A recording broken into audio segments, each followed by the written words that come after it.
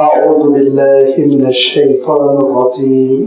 بسم الله الرحمن الرحيم.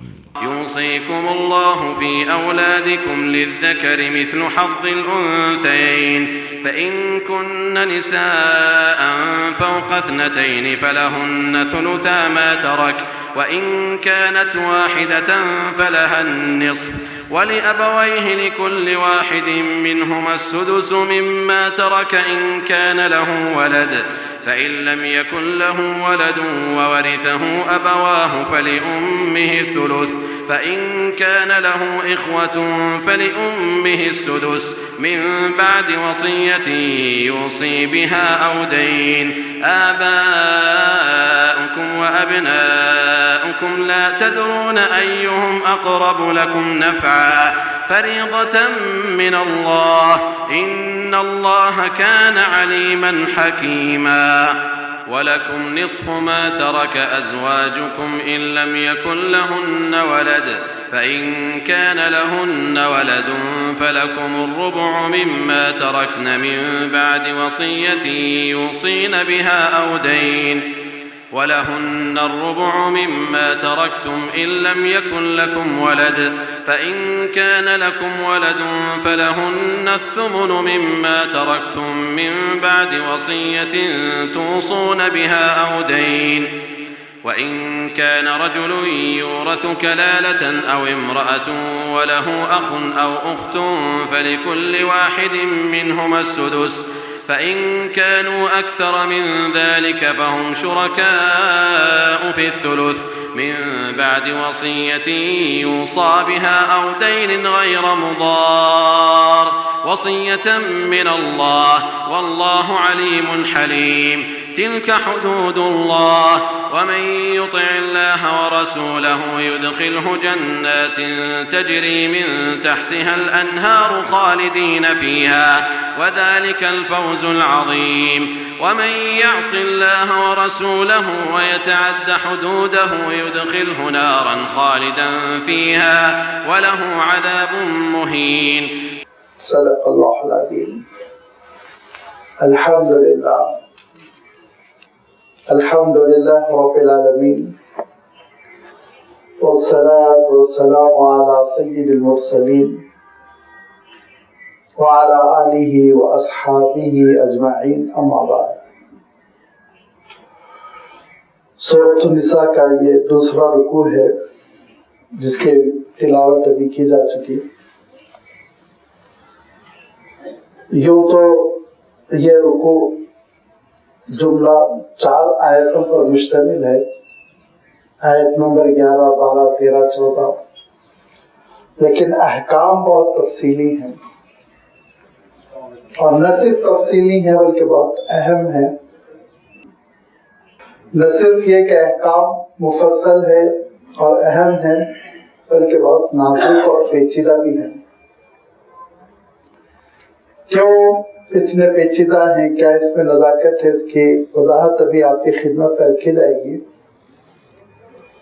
لیکن اس سے پہلے یہ وضاحت آپ کی خدمت میں رکھ دو کہ سورۃ النساء میں آپ 3 مضامین کو دیکھیں گے،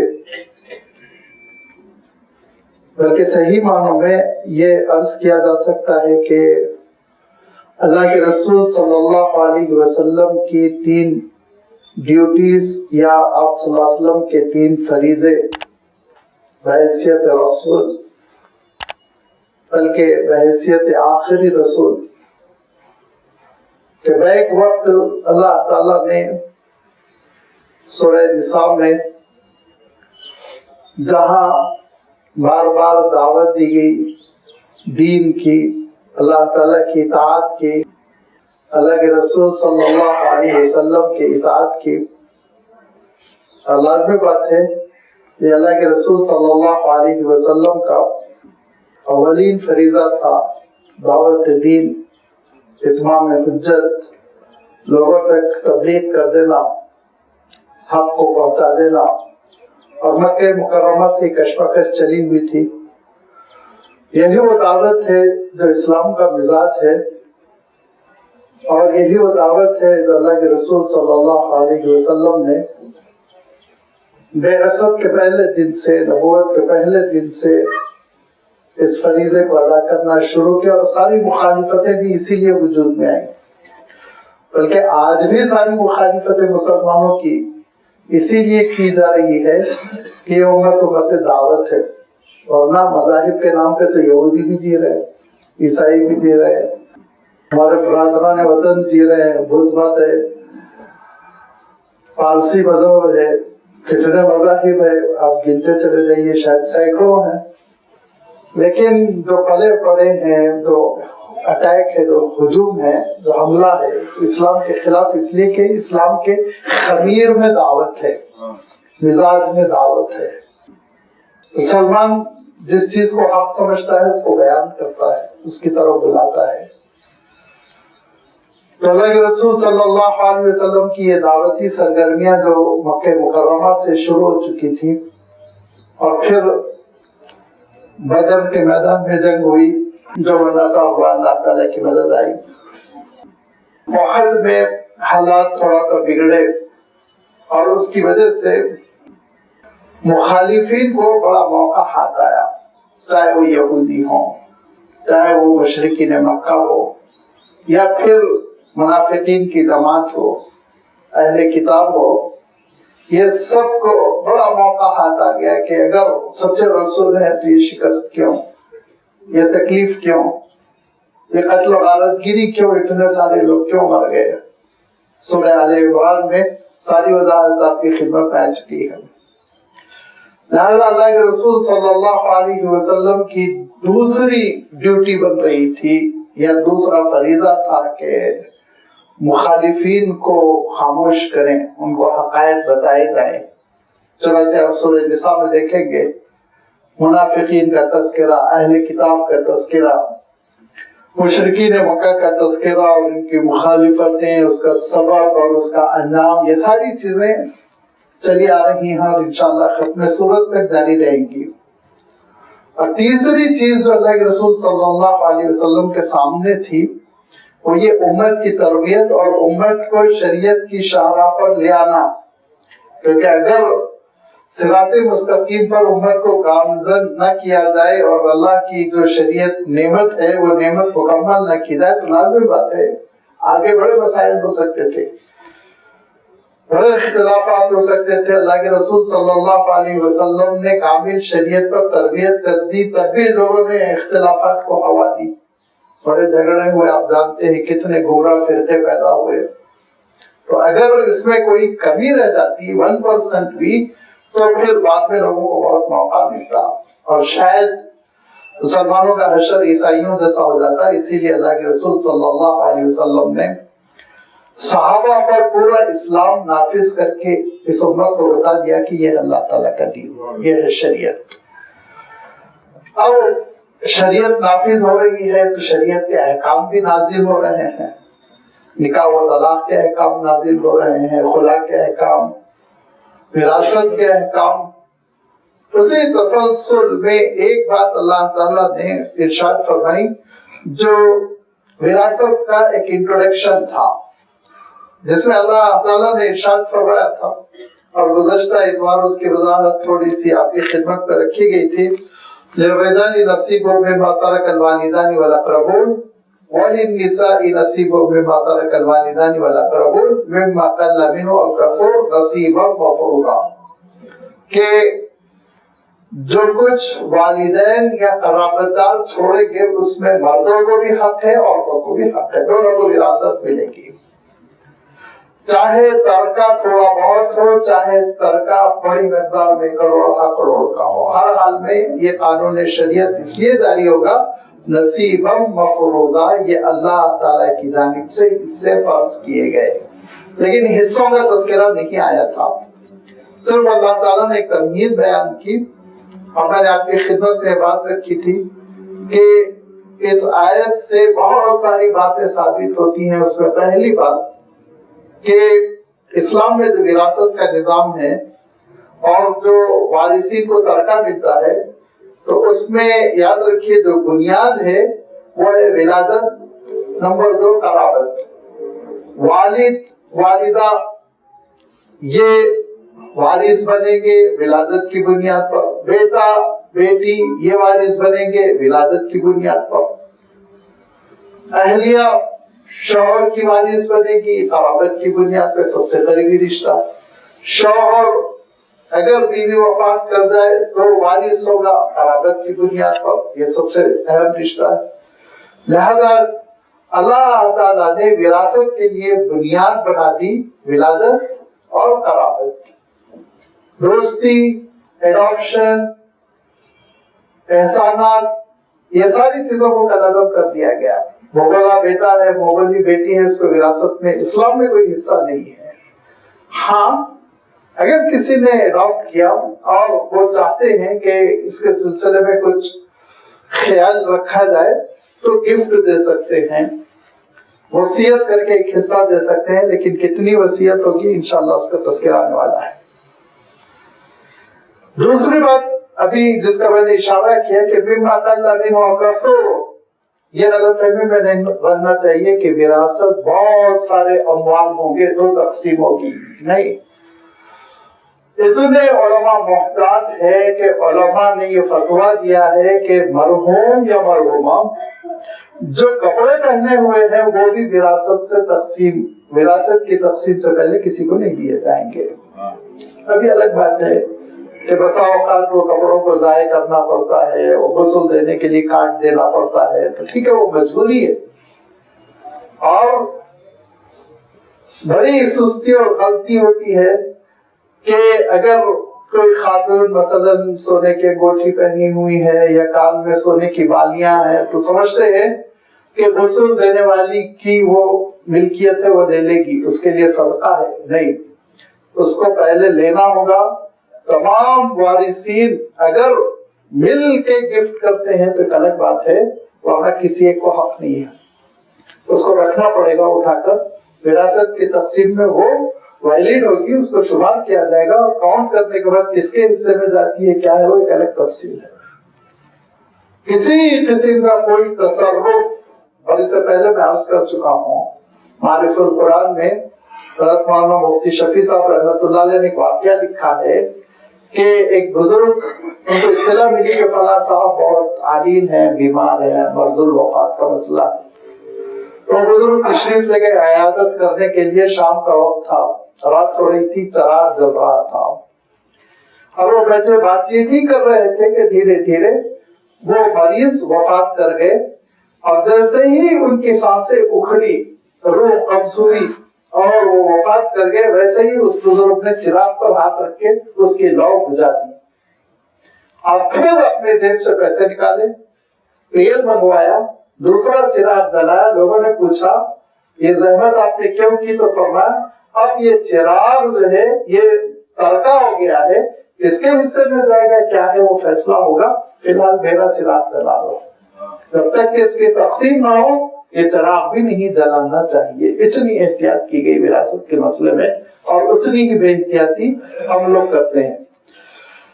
ये अल्लाह ताला ने उसूली बात इरशाद फरमाई कि देखो मर्दों का भी हिस्सा होगा, औरतों का भी हिस्सा होगा। और दूसरी बात ये इरशाद फरमाई विलादत और कराबत की बुनियाद पर। तीसरी बात ये इरशाद फरमाई थोड़ा हो बहुत हो। चौथी बात इरशाद फरमाई ये हिस्से अल्लाह ताला की जानिब से मुतय्यन करता है, ये कोई आपकी खिदमत में तजवीज नहीं रखी जा रही है, करना हो तो कर लो, छोड़ना हो तो छोड़ दो, नौजुबिल्लाह। ये अहकाम खुदाबंदी वैसे ही है जैसे नमाज पढ़ो, ये अल्लाह ताला का हुक्म वैसे ही है जैसे रोजा रखो। लिहाजा अल्लाह ताला ने तफसील के साथ अहकाम नाजिल फरमाए, उसकी अभी तशरीह आपकी खिदमत में आने वाली है। इस सिलसिले में बहुत एहतियात होनी चाहिए और आप सल्लल्लाहु अलैहि वसल्लम बहुत ताकीद करते हैं। इतनी ताकीद फरमाया करते थे कि हजरत अब्दुल्लाह इब्न मसूद रज़ियल्लाहु ताला अन्हु रिवायत करते हैं कि कई अहादीस की किताबों में आपको ये हदीस मिलेगी कि अल्लाह के रसूल सल्लल्लाहु अलैहि वसल्लम फरमाया करते थे तअल्लमुल कुरान वअल्लिमुहु अन्नास, तअल्लमुल फराइद वअल्लिमुहा अन्नास फइन्नी इम्रुउन मक़बूदुन। कि देखो मैं इस दुनिया से गुजरने वाला हूँ, मेरी भी वफात होगी, रूह कब्ज की जाएगी, लिहाजा मुझसे कुरान मजीद सीख लो और लोगों को सिखाओ, मुझसे کلام پاک سیکھ لو اور لوگوں کو سکھاؤ. مجھ سے فرائض یعنی وراثت کی تقسیم کا نظام سیکھ لو اور لوگوں کو سکھاؤ. اور یہی وہ وجہ ہے کہ فرائض کو یعنی فرائض عام طور پہ فقہی اصطلاح ہے. اس فقہی اصطلاح کے مفہوم میں یہ آتا ہے کہ وراثت کی تقسیم کا جو پورا حساب ہے، سسٹم لمبا چوڑا ہے، یہ چھوٹا موٹا نہیں ہے. یہ پورے سسٹم کو عام طور پر عربی میں فرائض سے تعبیر کرتے ہیں. لہذا آپ صلی اللہ علیہ وسلم نے فرمایا کہ دیکھو فرائض خاص طور پر سیکھو کیونکہ بہت نازک ہے، اس کے احکام سمجھنے کے قابل ہے. اور اسی لیے وراثت کے مسئلے میں ہمیشہ علماء بہت محتاط رہے اور مفتی حضرات کا ایک گروپ رہا جو اسپیشلائزیشن کرتا ہے کیسے تقسیم کی جائے، کس کو کیا حصہ ملنا چاہیے قرآن حدیث کی روشنی میں. اور بہت تفصیل ہے. اس کو یہ نہیں سمجھنا چاہیے جس کو ہم لوگ انگلش میں کہتا ہے نا بہت لائٹ لیا انہوں نے، اس طرح کی حرکت نہیں ہونی چاہیے. بہت اہم مسئلہ ہے، بڑی اہمیت کے ساتھ اس مسئلے کو ہم سمجھیں اور ہماری زندگی میں یہ مسئلہ جاری ہونا چاہیے. اب اللہ تعالیٰ نے آیت نمبر 11 میں جو بات ارشاد فرمائی، یوصیکم اللہ فی اولادکم، تمہاری اولاد کے سلسلے میں اللہ تعالیٰ تم کو تاکید کرتا ہے. کیا تاکید فرمائی اللہ تعالیٰ نے؟ للذکر مثل حظ الانثیین، کہ اولاد میں لڑکے اور لڑکیاں ہیں تو لڑکے کو 2 حصے، لڑکی کو 1 حصہ ملے گا. ابھی اس پہ جو اعتراضات ہے وہ بھی آپ کی خدمت میں عرض کرتا ہوں کیا ہے اور اس کا حل بھی کیا ہے. کہ اگر مرحوم یا مرحومہ خاتون ہو یا مرد ہو، ان میں سے کسی کی وفات ہو رہی ہے تو ان کے ترکے میں جو مسئلہ ہوگا وہ یہ کہ لڑکے اور لڑکیاں ہیں نہیں، سب سے پہلے اولاد کو دیکھا جائے گا. پہلا حکم اللہ تعالیٰ نے اولاد کا دیا. لیکن اس سے پہلے اللہ تعالیٰ نے یہ بات بھی ارشاد فرما دی، آگے چل کے آ رہا ہے کہ ساری کی ساری میراث اور ترکہ یہ پورا کا پورا تقسیم کرنے سے پہلے یاد رکھو 3 چیزیں مد نظر رکھی جائیں گی. ان 3 چیزوں میں تجہیز و تکفین کا خرچہ، مرحوم کی جو تکفین کا خرچہ ہے، کفن کا خرچہ ہے، وغیرہ وغیرہ، بہت اعتدال کے ساتھ، کوئی اس میں اسراف نہیں کیا جائے گا، 1 پیسہ بھی اسراف نہیں کیا جائے گا. اعتدال کے ساتھ تجہیز و تکفین کا خرچہ نکالا جائے گا. ہمارے معاشرے میں عام طور پر یہ رواج ہے اور اس میں کوئی برائی نہیں ہے، شریعت کے خلاف نہیں ہے یہ کہ قریبی رشتہ داروں میں کوئی کھڑا ہو جاتا ہے وہ خرچہ کر لیتا ہے. مرحوم کے بھائی کبھی کھڑے ہو جاتے ہیں، کبھی اور کوئی کزن کھڑے ہو جاتے ہیں، کہتے ہیں بھائی لے لو. چونکہ خاندان کو صدمہ ہوتا ہے، سب پریشانی میں لگے رہتے ہیں، کوئی حرج نہیں. اگر کوئی صاحب خوشی سے خرچہ اٹھا رہے ہیں اس پر کوئی اعتراض نہیں. لیکن خرچہ کرنے والے بعد میں یہ کہیں کہ یہ اتنا خرچہ ہوا مجھے دیا جائے تو دینا ضروری ہے. یہ 5,000 ہوئے، 10,000 ہوئے، 20,000 ہوئے. قیمتی قبرستانوں میں جانا بھی نہیں چاہیے، 1-1 لاکھ 1.5 لاکھ دینا پڑتا ہے. اندر تو جو ہونا ہے وہ ہوگا، اوپر چاہے آپ بندارا ہی اس میں ہو چاہے آپ تالاب کٹے پہ ہو، سب برابر ہوتا ہے. اندر کے لیے ہم کوشش کریں، اوپر کے لیے کوشش نہ کریں.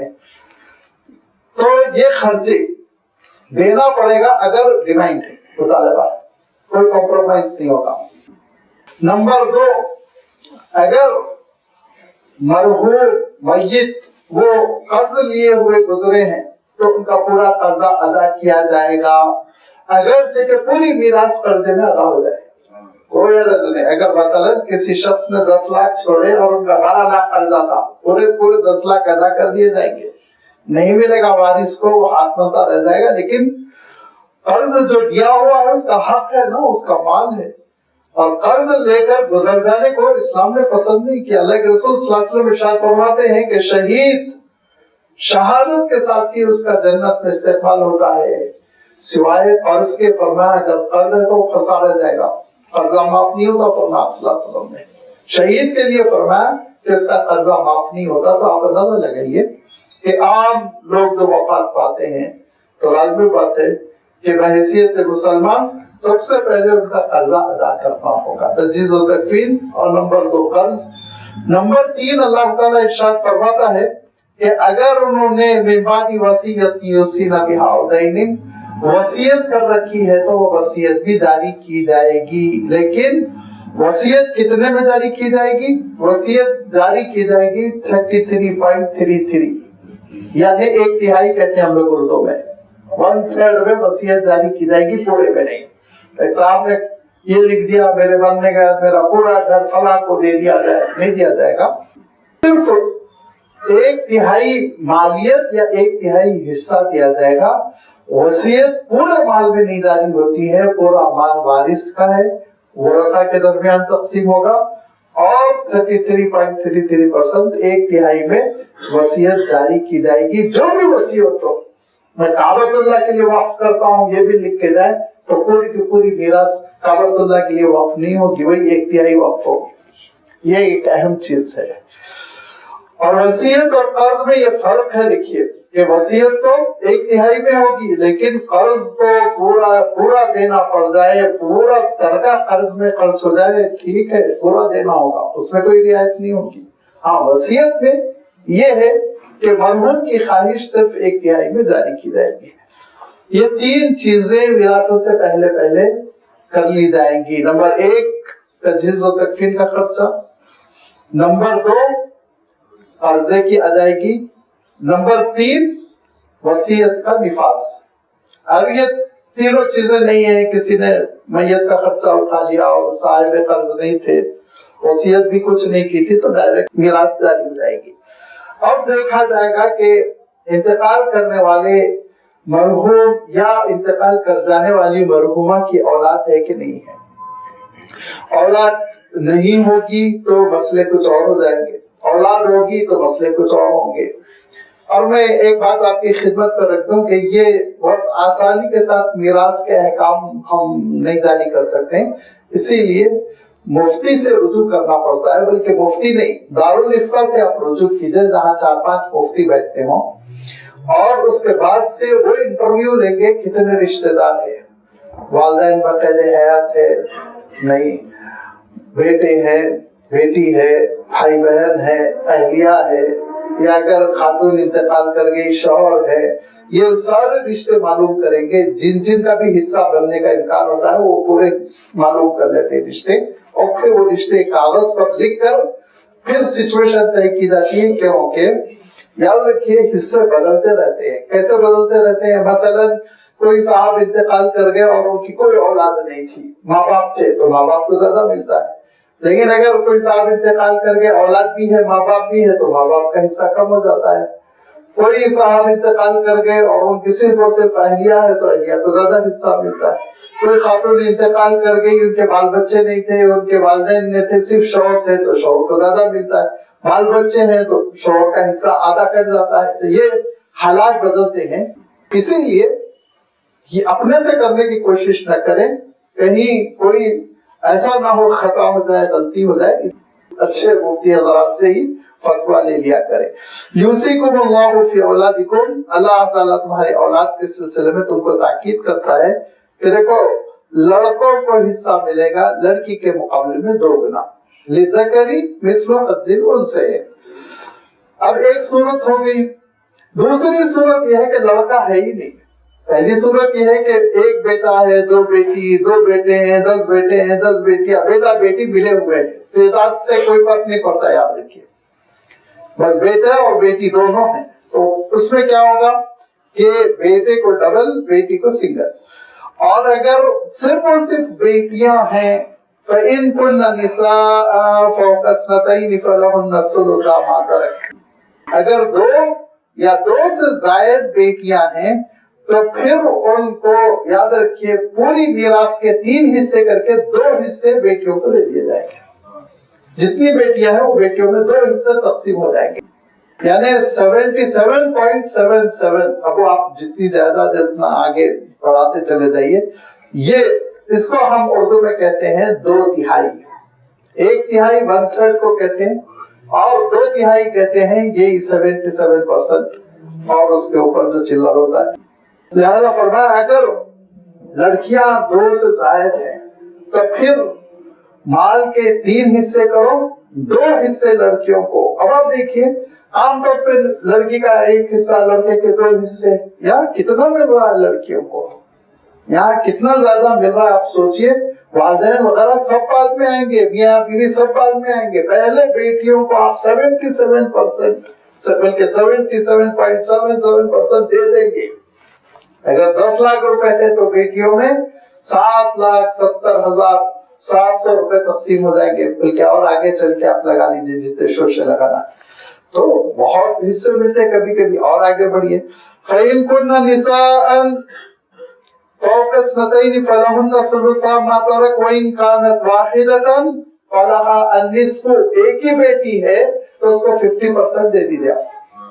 پوری جائیداد میں سے 50% حصہ آپ، اگر ایک ہی بیٹی ہے، اس کے کوئی بھائی بہن نہیں ہے، وہ اکلوتی ہے. کتنا ہوتا ہے کہ بیٹی اکلوتی ہوتی ہے؟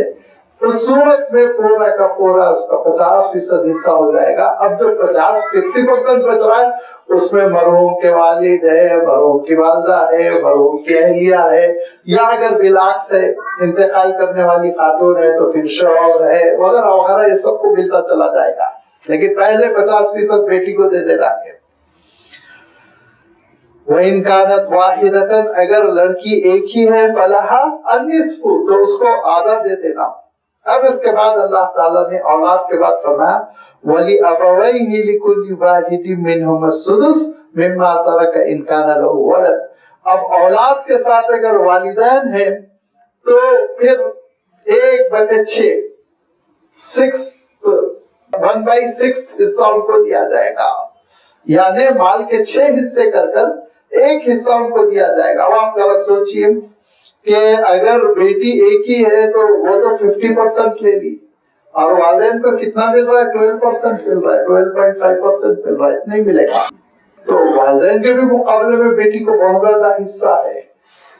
اور اگر اولاد نہیں ہے، مرنے والے، انتقال کر جانے والے، ان کو کوئی اولاد نہیں ہے، فَإِن لَمْ يَكُن لَهُ وَلَدٌ وَوَرِثَهُ أَبَوَاهُ اگر والدین ہی ہیں، نوجوان بیٹا ہے، شادی نہیں ہوئی تھی، یا نوجوان بیٹی ہے، شادی نہیں ہوئی، صاحب جائیداد تھی، کما رہا تھا، تو ایسی صورت میں ارشاد فرمایا سب سے پہلے ماں کو فَلِأُمِّهِ الثُّلُثُ 1/3 حصہ دے دیا جائے گا. وہی 33. پہلے ماں کو، باپ کا بعد میں دیکھیں گے.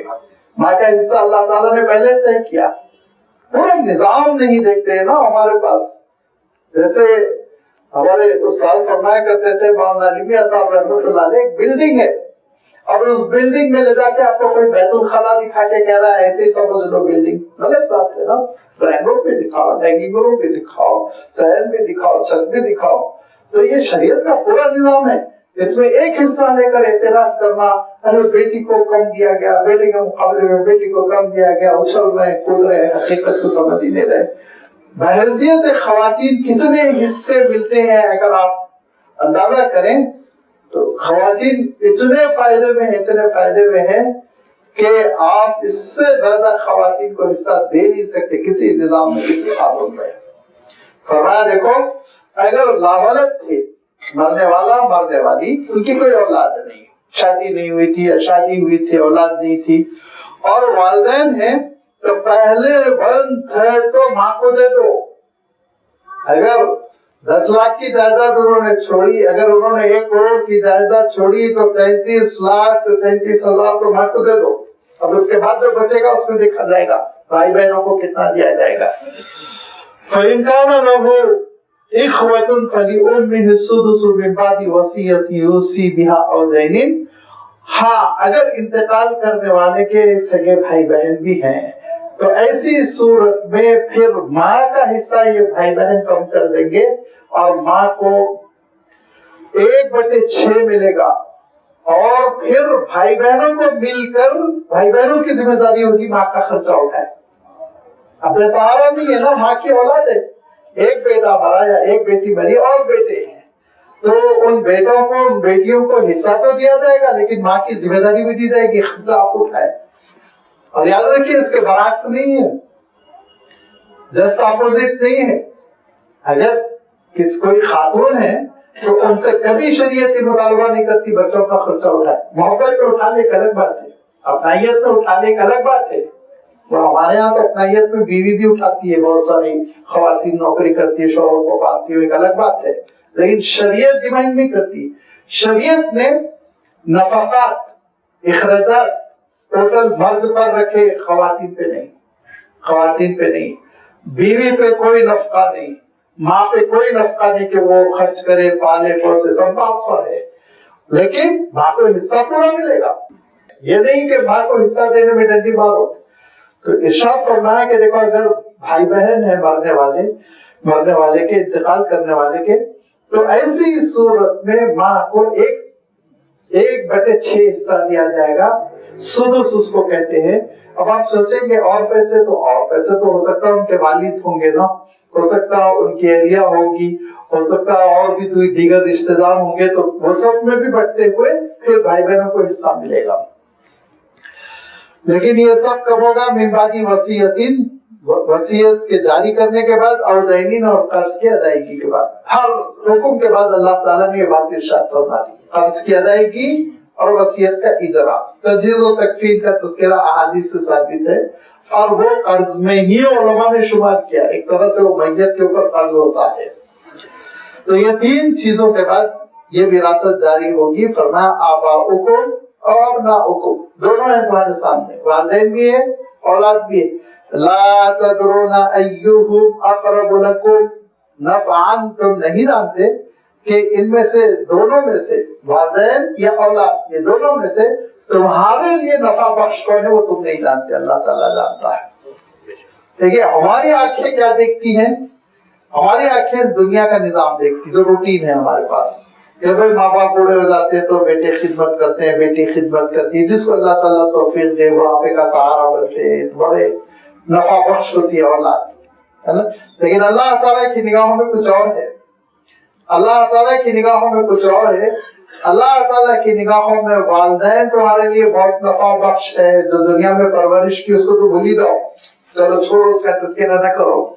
لیکن اللہ تعالیٰ سورہ طور میں ارشاد فرماتا ہے کہ کسی کے والدین جنت میں داخل ہو گئے اور اونچے درجے میں جنت الفردوس میں، وَأَلْحَقْنَ بِهِمْ ذُرِّيَّتَهُمْ، اور ان کی نسل جو ہے، بال بچے، وہ اونچے درجے کے نہیں ہے، بس کام چلو مسلمان تھے، جنت میں داخلہ مل گیا تھا. لیکن ماں باپ کی وجہ سے اور ماں باپ کی آنکھیں ٹھنڈی رہیں، اس وجہ سے اللہ تعالیٰ ان کی اولاد کو بھی جنت کا اونچا درجہ دے گا. تو کون زیادہ نفع بخش ہے ذرا سوچئے آخرت کے اعتبار سے. تو اگر والدین کو حصہ جا رہا ہے تو تلبلاؤ مت. بہت برا لگتا ہے، بہت برا کھلتا ہے لوگوں کو کہ رہتے تو ہم بھی ان کے گھر میں، کھاتے ان کے گھر میں، اور میری وراثت کا اتنا حصہ. اور بہویں بھی کبھی کبھی اگر شوہر کی وفات ہو گئی اور بڑی رقم آ رہی ہے سعودیہ سے، ادھر سے ادھر سے، بہت ناک بہت چڑھاتی. نہیں بھائی، وہ ان کی جنت ہے، مرحوم کی جنت ہے، وہ ان پہ جتنا خرچہ کرنا ہے کرو، وہ کم ہے. یہ ہے اسلام میں جو اللہ تعالیٰ نے ماں باپ کا مقام دیا. تو ان کو وراثت دینا پورا عام طور پہ تصور ہی نہیں. جو قابض ہے سمجھتے ہیں اب بچوں کا، فیملی کا ہے، ماں باپ کا کچھ بھی نہیں. باپ کا حصہ طے ہے، ماں کا حصہ طے. اولاد کی شکل میں ماں کو 6واں حصہ ملے گا. اولاد نہیں ہے، انتقال کرنے والے لاولد تھے یا شادی نہیں ہوئے، تو ماں کو 1/3 حصہ ملے گا. اتنی بڑی رقم ملے گی تو بڑا حصہ ملے گا. اب آپ سوچ لیجیے، آباؤکم، تمہارے آبا و اجداد، وہ ابناؤکم، یا بال بچے، لا تدرون، تم نہیں جانتے، ایہم اقرب لکم نفعا، نفع بخش تمہارے لیے زیادہ قریبی نفع تم کو کس سے مل رہا ہے. واللہ تعالیٰ جانتا ہے. فریضۃ من اللہ، اللہ تعالیٰ نے اسی لیے یہ فرض کر دیا کہ ماں باپ کو وراثت ملے گی. ان اللہ کان علیما، اللہ تعالیٰ اوریجنل علم والا ہے، سب جانتا ہے. انسان کی کمزوریوں سے بھی واقف اور انسان کی خوبیوں سے بھی واقف. لہذا وہ جو حکم بنائے گا، وہ جو شریعت سازی فرمائے گا، اپنے علم کی روشنی. حکیم ہے، اللہ تعالیٰ کے پاس ہر کام کے پیچھے سبب ہوتا ہے، حکمت ہوتی ہے، لاجک ہوتی ہے. انسان کی آنکھیں بسا اوقات دیکھتی ہیں، بسا اوقات نہیں دیکھتی. لہذا اللہ تعالیٰ جو خالق اور مالک ہے اس کا حکم ماننا یہ تمہاری نجات کے لیے ضروری ہے. اب دیکھیے، یہ ولادت کے مسئلے تھے. ماں باپ سے ہم پیدا ہوتے ہیں، اولاد ہم سے پیدا ہوتی تو ولادت کی بنیاد پر، آگے قرابت کی بنیاد پہ وَلَكُمْ نِصْفُ مَا تَرَكَ أَزْوَاجُكُمْ إِن لَّمْ يَكُن لَّهُنَّ وَلَدٌ، اگر کسی کی اہلیہ وفات کر گئیں اور یہ جوڑا لاولد تھا، ان کو اولاد نہیں تھی، خاتون کی کوئی اولاد نہیں تھی، تو شوہر کو 50% دیا جائے گا۔ وَلَكُمْ، اور تمہارے لیے نِصْفُ مَا تَرَكَ أَزْوَاجُكُمْ، تمہاری بیویوں کا آدھا ترکہ ہوگا اگر ان کو اولاد نہ ہو۔ اولاد ہو تو پہلے اولاد کا حصہ ہے، دیکھیے فَإِن كَانَ لَهُنَّ وَلَدٌ، اگر ان کو اولاد بھی ہے تو شوہر کا حصہ گھٹ جائے گا۔ فَلَكُمُ الرُّبُعُ مِمَّا تَرَكْنَ مِن بَعْدِ وَصِيَّةٍ يُوصِينَ بِهَا أَوْ دَيْنٍ، تو پھر 1/4 ملے گا، 25% ملے گا، 50% نہیں ملے گا۔ کیوں؟ 75% اولاد میں تقسیم ہوگا نا، اولاد تو حقدار ہے۔ اور یہ کب ہے؟ وصیت کے نافذ کرنے کے بعد، قرض کی ادائیگی کے بعد۔ میں نے عرض کیا نا، ہر حکم کے بعد اللہ تعالیٰ نے تاکید کر دی، اور وصیت وہ آپ جانتے ہیں 1/3 میں، اس سے زیادہ نہیں، اور قرض جتنا ہے وہ ادا کرنا ہے، وہ تو مجبوری ہے۔ وَلَهُنَّ الرُّبُعُ مِمَّا تَرَكْتُمْ إِن لَّمْ يَكُن لَّكُمْ وَلَدٌ، اگر کوئی انتقال کرنے والا مرد ہے اور اولاد نہیں تھی، لاولد تھے، تو ارشاد فرمایا کہ ان کی بیوہ کو، ان کی خاتون کو وہ 25% ملے گا، ربع یعنی 1/4 ملے گا، 4 حصے کر کے ایک حصہ یعنی 25%۔ یہاں پہ آپ کو ایسا محسوس ہو رہا ہے کہ خاتون کو ذرا کم، لیکن پھر آپ یاد رکھیے کہ خواتین کے اوپر کسی کا خرچہ نہیں ہے، بلکہ ان کا خرچہ خود کسی نہ کسی کے اوپر عائد ہو جائے گا۔ والد اگر باقاعدہ آتے وہ خرچہ کریں گے، بھائی ہے تو بھائی کے اوپر یہ لازمی ہو جائے گا، اسلامی عدالت فیصلہ کرے گی کہ تم خرچہ اٹھاؤ ان کا۔ فَإِن كَانَ لَكُمْ وَلَدٌ، اور اگر مرد کو اولاد تھی، فَلَهُنَّ الثُّمُنُ مِمَّا تَرَكْتُم مِّن بَعْدِ وَصِيَّةٍ تُوصُونَ بِهَا أَوْ دَيْنٍ، تو پھر خواتین کو 1/8 یعنی 12.5% دیا جائے گا۔ اور اولاد ہے، اولاد کے اوپر ذمہ داری دی جائے گی کہ بیوہ ماں کا پورا خرچہ آپ اٹھائیے، رہن سہن کا، گھر میں رہنے کا، سکونت کا، کھانے پینے کا پورا خرچہ اٹھانا اولاد کی ذمہ داری۔ اور اگر اسلامی حکم ہے اور اولاد نہیں اٹھا رہی ہے تو ان کو کورٹ سزا دے گی، باضابطہ قانون ہے یہ، ان کو سزا دی جائے گی کہ اپنے والدہ کا خرچہ اٹھاؤ تو پورا پورا۔ اب جو خاتون کو مل رہا ہے 1/8 12%، 12.5%، تو وہ زیور خرید لیں، دعوت کر لیں، بینک بیلنس کر لیں، ان کی مرضی، خرچہ نہیں اٹھانا ہے ان کو۔ اب موقع پہ خرچہ اٹھاتی ہو ایک الگ بات ہے، سفر کرتی ہے، عمرے کو جا کے حج کو جا کے خرچ کر لیتی ہے، وہ الگ بات ہے، لیکن خاتون مالک رہیں گی اور ان کے اوپر ذمہ داری نہیں۔ مرد پر یاد رکھیے ہمیشہ ذمہ داری رہے گی، باپ کی حیثیت سے ذمہ داری، شوہر کی حیثیت سے ذمہ داری، بیٹے کی حیثیت سے ذمہ داری۔ بیٹی سے اسلامی عدالت مطالبہ نہیں کرے گی ماں کا خرچہ دو، کبھی نہیں کرے گی، بیٹی کی کوئی ذمہ داری نہیں۔ ہاں اگر صرف اور صرف بیٹیاں ہیں تو ان سے ریکویسٹ کی جائے گی اپنے ماں کا خیال رکھو، ان کا خرچہ اٹھاؤ۔ شریعت نے ذمہ دار بنایا ہو مردوں کو، فرمان آگے آئے گی ہے الرجال قوامون علی النساء بما انفقوا، انفاق مرد کی ذمہ داری ہے، ارشاد فرمایا۔ فرمایا کہ دیکھو، اور اگر مرنے والے کی اولاد ہے تو بیوہ کو وہ 8واں حصہ ملے گا، یعنی 12.5%، جو کچھ تم چھوڑے جا رہے ہو من بعد وصیت توصون بها أو دین، قرضے کی ادائیگی وصیت کے اجرا کے بعد۔ وَإِن كَانَ رَجُلٌ يُورَثُ كَلَالَةً، اور ایک صاحب ایسے انتقال کر گئے کہ ان کے نہ اصول ہے نہ فروع ہے، یہ فقہی اصطلاح ہے۔ اصول سے مراد ماں باپ، دادا دادی، نانا نانی، فروع سے مراد بیٹا بیٹی، پوتا پوتی، نواسا نواسی، کچھ بھی نہیں ہے، اولادی نہیں ہوئی تھی، ضعیف ہو گئے تھے، لازمی بات ہے اولادی نہیں ہے تو پھر اولاد کی اولاد کا وجود نہیں ہوگا، اور ضعیف ہو گئے تھے تو ماں باپ کی وفات ہو گئی، تو ایسے شخص کو کہتے ہیں کلالۃ۔ کلالہ کے اصل معنی ہوتے ہیں کلہ کے معنی تھک جانا۔ یہ ایسے لوگوں کے مسئلے حل کرتے کرتے لوگ تھک جاتے ہیں، کس کو جائے گی، کب جائے گی، کتنی جائے گی، کون لے گا، چچا آئے گا، چچا بزاد بھائی آئے گا، بڑے مسائل ہوتے ہیں، اسی لیے عرب ان کو کلالہ کہتے تھے۔ ان کان رجل یورث کلالۃ، اگر کوئی شخص ان کی وراثت جاری ہو رہی ہے اس عالم میں کہ وہ لاولد بھی ہیں، ماں باپ بھی نہیں ہیں، اور امرأتن یا خاتون ہے، مرد ہو یا خاتون ہو، دونوں کے سلسلے میں اب پہلے دیکھا جائے گا کہ بھائی بہن ہے کہ نہیں ہے۔ وَلَوْ أَخٌ أَوْ أُخْتٌ فَلِكُلِّ وَاحِدٍ مِّنْهُمَا السُّدُسُ، بھائی اور بہن ہیں تو پھر ان کو بھائی اور بہن کو ایک ایک کو 1/6 1/6 دے دیں گے، 1/6 1/6، یعنی جائیداد کے 6 حصے کیے جائیں گے، ایک حصہ بہن کو دے دیا جائے گا، ایک حصہ بھائی کو دے دیا جائے گا، 4 حصے جو بچے ہیں اس کی پھر تقسیم دوسرے انداز میں ہوگی۔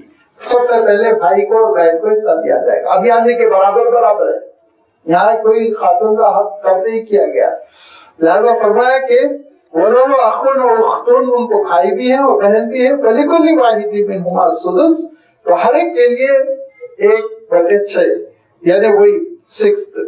فَإِنْ كَانُوا أَكْثَرَ مِنْ ذَلِكَ، لیکن اگر 2 سے زائد ہے، 2 بھائی 1 بہن ہے، 2 بہنیں 1 بھائی ہے، 5 ہے، 10 ہے، 12 ہے، اب اکثر ہے، زیادہ ہے، فَهُمْ شُرَكَاءُ فِي الثُّلُثِ مِنْ بَعْدِ وَصِيَّةٍ يُوصَىٰ بِهَا أَوْ دَيْنٍ غَيْرَ مُضَارٍ، تو ایسی صورت میں 1/3 مال کے 3 حصے کر 33.33 یہ بھائی بہنوں میں تقسیم کر دیا جائے گا، یہ بھائی بہن اس کے حقدار ہو جائیں گے، باقی جو بچا اس میں اور لوگوں کے حصے ہوں گے۔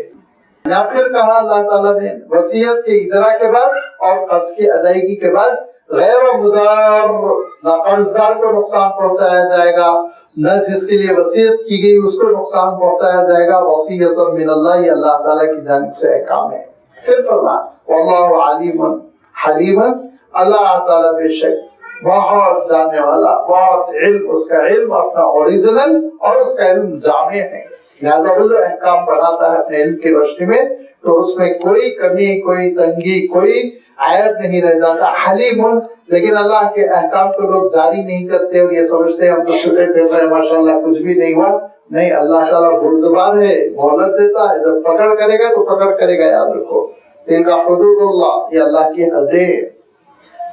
اللہ کے رسول صلی اللہ علیہ وسلم فرمایا کرتے تھے نا، ہر ملک کی سرحد ہوتی ہے، ہر ملک کی سرحد ہوتی ہے، اور جو 2 ملک جہاں ملتے ہیں نا تو وہاں آپ جا کر دیکھیں کہ دونوں ملک کی سرحدوں کے بیچ میں ایک علاقہ ہوتا ہے، بہت زیادہ نہیں، 100 فٹ کا 200 فٹ کا ایک علاقہ ہوتا ہے، اور دونوں ملک اس بات کے پابند ہوتے ہیں کہ اس علاقے میں کوئی ایکٹیویٹی نہیں کریں گے، ادھر یہ ملک کی فینسنگ ہوتی ہے، ادھر اس ملک کی فینسنگ، بیچ میں جو علاقہ ہوتا ہے وہ اس کو کچھ کہتے ہیں کوئی خاص ایریا، اس میں دونوں ملک میں سے کوئی بھی نہیں جاتا، اور دونوں ملک میں اختیار رہتا اس میں جو آ جائے اس کو شوٹ کر دے، اگر اختلافات ہو، دوستی ہے تو الگ بات ہے۔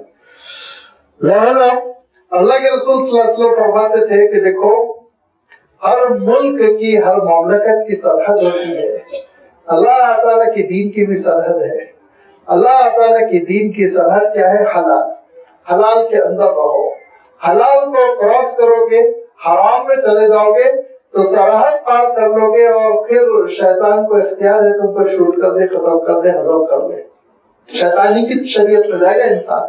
فرمایا لیکن بیچ میں وبینہما متشابہات، وہی ایک ایریا جو ہوتا ہے مشترکہ، فرمایا وہ بھی ہے، اس میں بھی مت جاؤ، فرمایا صلی اللہ علیہ وسلم، اس میں جاؤ گے تو پورا امکان ہے کہ تم حرام چیزوں کا ارتکاب کرو گے۔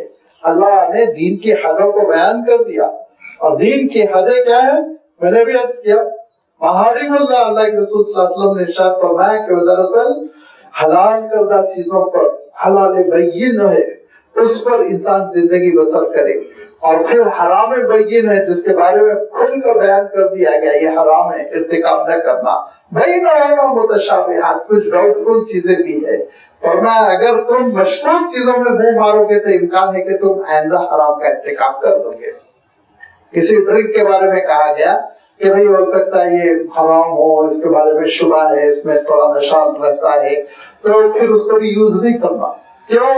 یہ متشابہ ہے، اگر اس کو استعمال کریں گے تو لت لگے گی، آگے چل کے شراب پیو گے، حرام کا ارتکاب کرو گے، اور پھر تباہ و برباد ہو جاؤ گے۔ لہٰذا آپ صلی اللہ علیہ وسلم نے فرمایا تقویٰ یہی ہے، اندر اندر رہو سرحد کے، کنارے جاؤ ہی مت، خطرہ ہے، دوسرے کی سبب میں گھس جاؤ گے، مارے جاؤ گے۔ لہذا فرمایا تلک حدود اللہ، اللہ تعالیٰ نے حدیں بیان کر دی، اور اللہ تعالیٰ نے یہ سارے رشتے بیان کر دیے اور ان کے احکام بیان کر دیے۔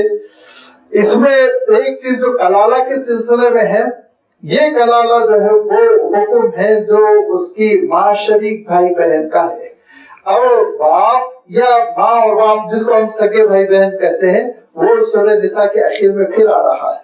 اللہ تعالیٰ نے سورہ نساء کے اخیر میں یہ ارشاد فرمایا یستفتونک قل اللہ یفتیکم فی الکلالہ ان امرؤ ہلک لیس له ولد وله اخت فلها نصف ما ترك وهو يرثها ان لم يكن لها ولد فإن كانت اثنتين فلهما الثلثان مما ترك وإن كانوا إخوة رجال ونساء فللذكر مثل حظ الأنثيين يبين الله لكم أن تضلوا۔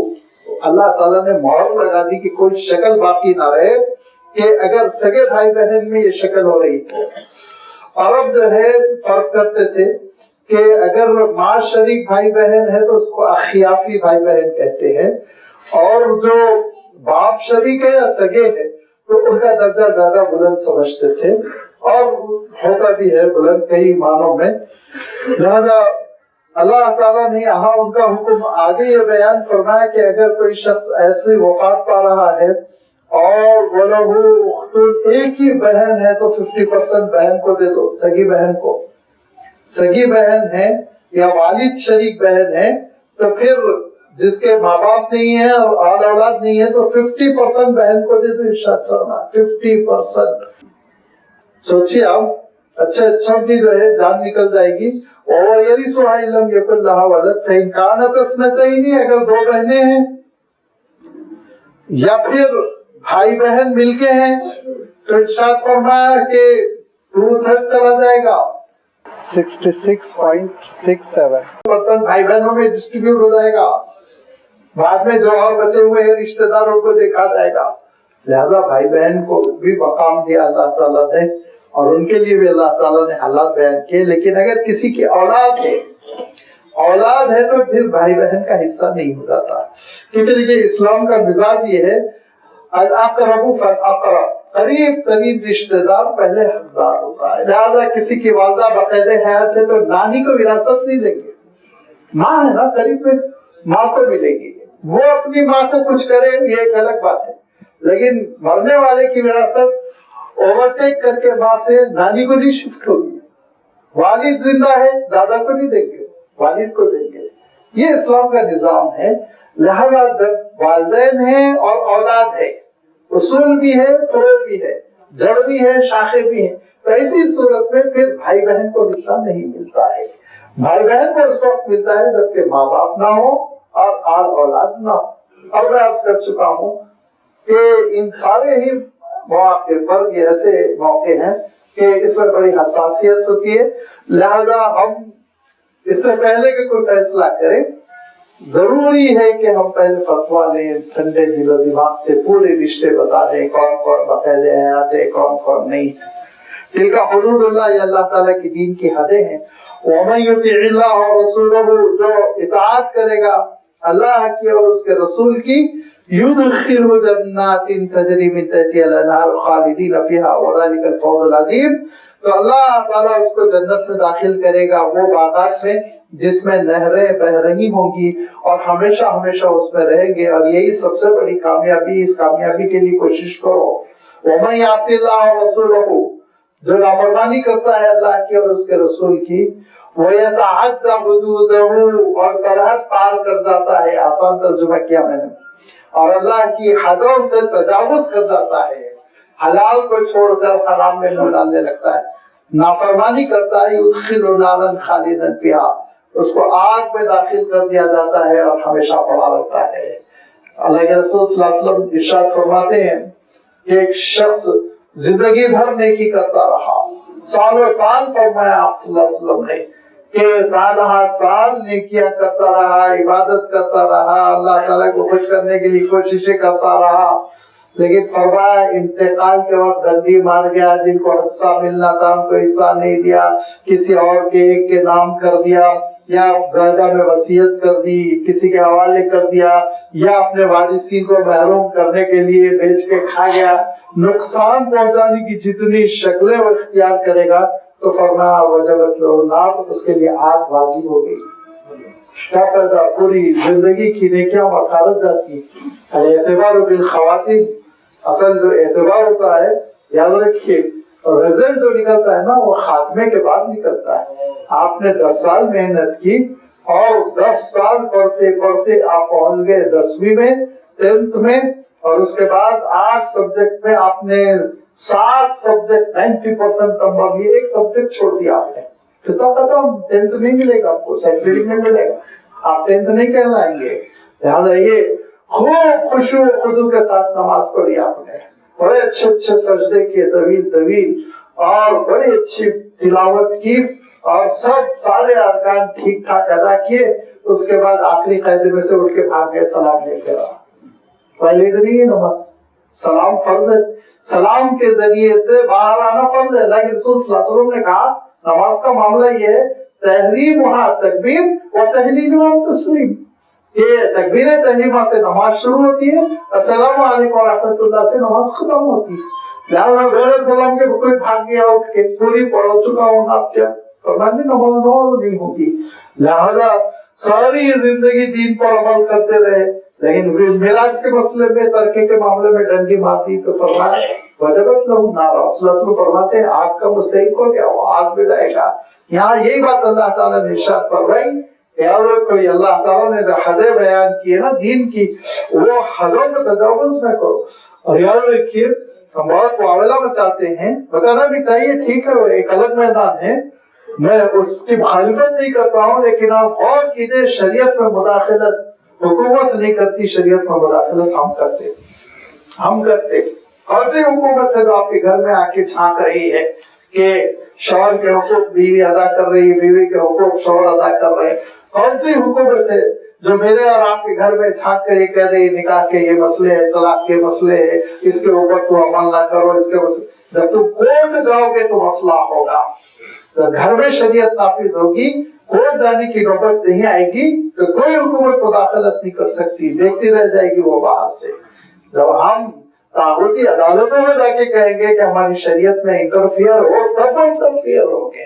اور نہ کس نے کہا کہ تم نماز نہ پڑھو، کس نے کہا کہ تم شرعی لباس نہ پہنو، کس نے کہا تم روزے نہ رکھو، کس نے کہا کہ تم غلط طریقے سے طلاق دو، کس نے کہا کہ تم غلط طریقے سے ناجائز تعلقات رکھو، کس نے کہا وراثت میں ڈنڈی مارو، کس نے کہا بہن کا ہاتھ مار دو، کس نے کہا کہ جو قابض ہے وہ قبضہ کر لے اور اسی کے اوپر قابض ہو کر وہ زندگی بسر کر لے، دوسروں کو حصہ نہ دے؟ کس نے کہا؟ کسی نے نہیں کہا۔ یہ ہماری غلطیاں ہوتی ہیں، ہم کرتے ہیں، اور اس کے بعد دوسرے فریق کو، دوسرے گروپ کو لازمی بات ہے ناانصافی ہوتی ہے تو ان کو حق مل جاتا ہے کورٹ جانے کا، تو پھر کورٹ آپ کی شریعت کے مطابق تھوڑی فیصلے کرے گی، وہ اپنے قانون کے مطابق فیصلے کرے گی، وہ پابند ہے اپنے قانون کے۔ لہذا اللہ تعالیٰ ارشاد فرماتا ہے وَمَن يَعْصِ اللَّهَ وَرَسُولَهُ، تم نافرمانی اگر نہ کرو اللہ اور اس کے رسول کی تو کوئی آ کر تم کو ضد کر کے نافرمانی پہ مبتلا کرنے والا نہیں ہے۔ ہم ہیں جو یہ ساری چیزوں کے سلسلے میں کوتاہیاں کرتے ہیں، ہم ہیں جو غلط طریقے سے شادی کرتے ہیں، ہم ہیں جو غلط طریقے سے دعوتیں کرتے ہیں، ہم ہیں جو تجہیز و تکفین کے مسائل غلط طریقے سے نبھاتے ہیں، ہم ہیں سارے جھگڑے پیدا کرتے ہیں۔ یہ سارے جھگڑوں کی وجہ سے آج شریعت بدنام ہو کر رہ گئی، اللہ تعالیٰ کے دین بدنام ہو کر رہ گیا۔ اسی لیے فرمایا دیکھو وَمَن يَعْصِ اللَّهَ وَرَسُولَهُ، جو نافرمانی کرے گا اللہ کی اور اس کے رسول کی، وَيَتَعَدَّ حُدُودَهُ، اور اللہ کی حدوں سے تجاوز کرے گا، يُدْخِلُهُ، اللہ تعالیٰ اس کو داخل کر دے گا ایسی آگ میں جس میں ہمیشہ ہمیشہ پڑا رہے گا، وَلَهُ عَذَابٌ مُهِينٌ، اور اس کے لیے ذلیل خوار کر دینے والا عذاب ہے، ذلتوں سے دوچار کر دینے والا عذاب ہے، جن ذلتوں سے آج ہم گزر رہے ہیں۔ اللہ تعالیٰ ہم سب کو اس بات کی توفیق دے کہ ہم پورے دین کو اختیار کریں اور دنیا کا چاہے جتنا نقصان ہو اللہ کے دین پر عمل کریں۔ جب یہ کیفیت پیدا ہوگی تو انشاءاللہ دین کی سربلندی ہوگی اور ہماری اخروی کامیابی ہوگی۔ آگے اللہ تعالیٰ نے ہمارے خاندان میں اگر بے حیائی داخل ہو جائے تو اس بے حیائی کا کیسے علاج کیا جائے گا وہ احکام نازل فرمائے. انشاءاللہ اس کی وضاحت آئندہ اتوار آپ کی خدمت میں رکھی جائے گی. وآخر دعوانا ان الحمد للہ رب العالمین.